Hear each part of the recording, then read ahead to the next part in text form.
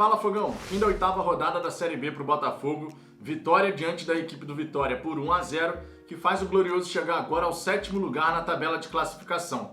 Se antes a gente estava ali a 1 ponto do Z4, agora a gente está a 4 do G4 e com uma partida a menos.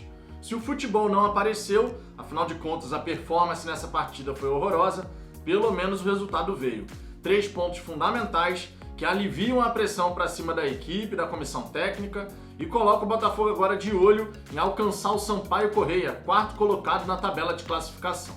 Sobre a partida em si, Fogão, o primeiro ponto que vale destacar é o 11 inicial mandado a campo pelo Marcelo Chamusca.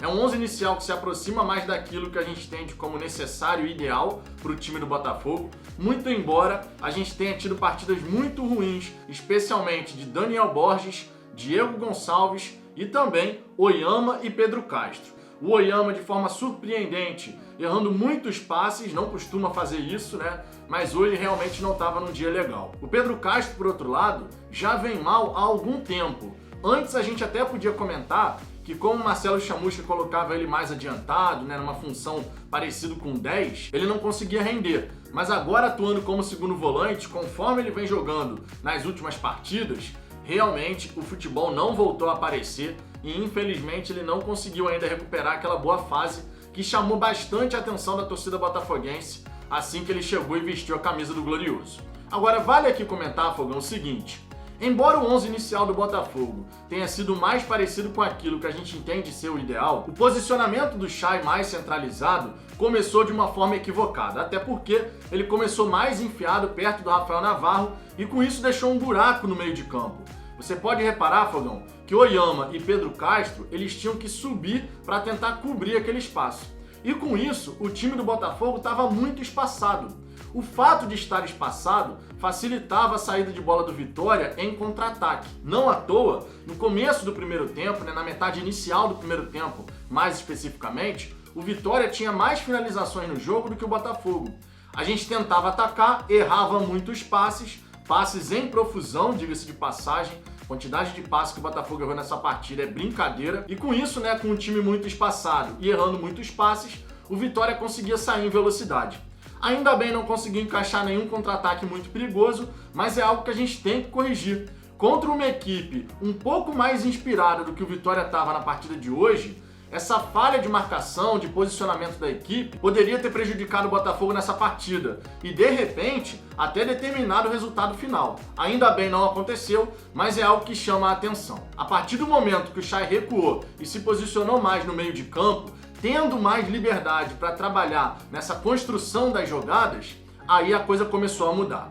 Vale destacar aqui que logo no primeiro minuto, em grande jogada do Rafael Navarro, o Botafogo quase marcou seu gol.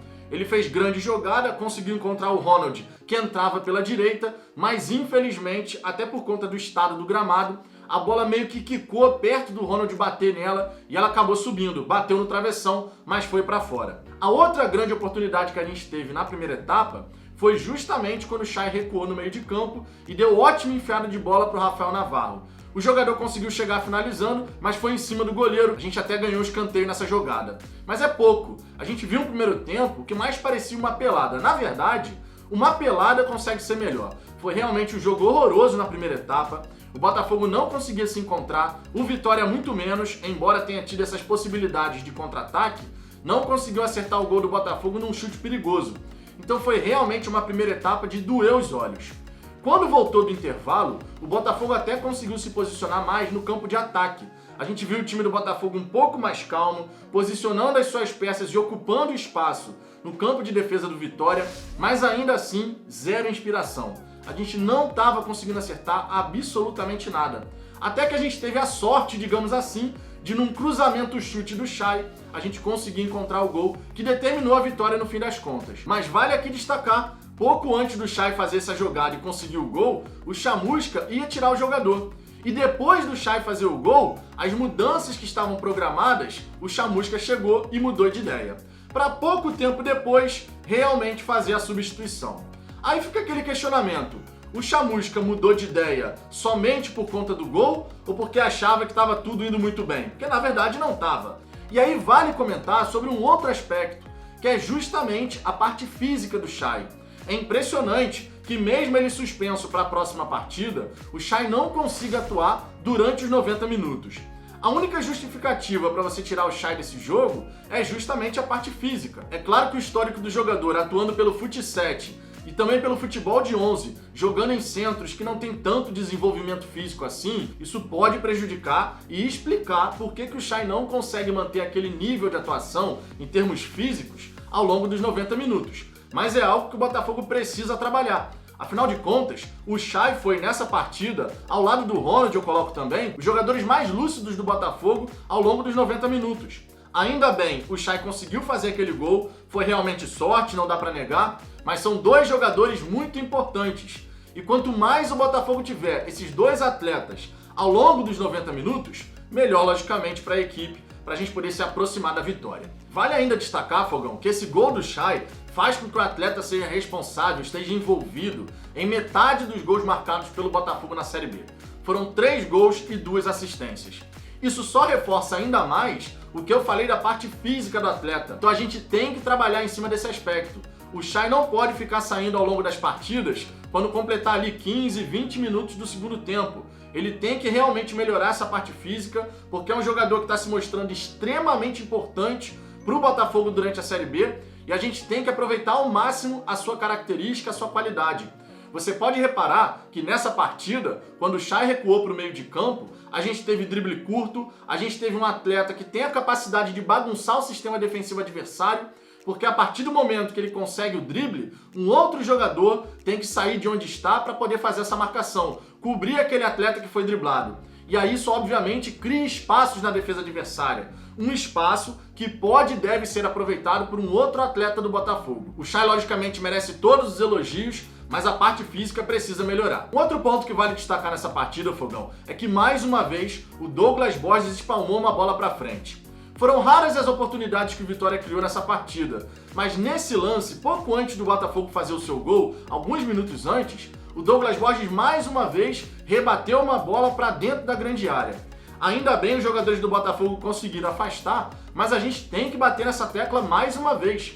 Seria o terceiro jogo onde o Douglas Borges rebate uma bola para dentro da própria área e pode prejudicar o Botafogo. Contra o Remo, o impedimento salvou.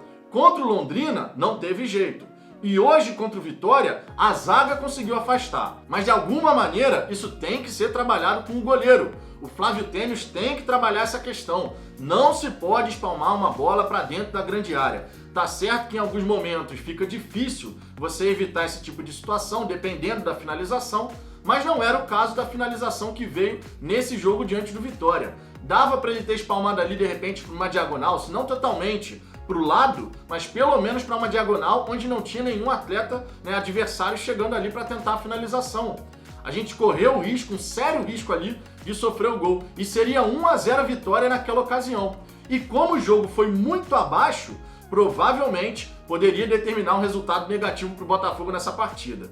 Então chama atenção para esse detalhe, para que o Flávio Tênis, junto do goleiro e comissão técnica, possam trabalhar em cima dessa questão.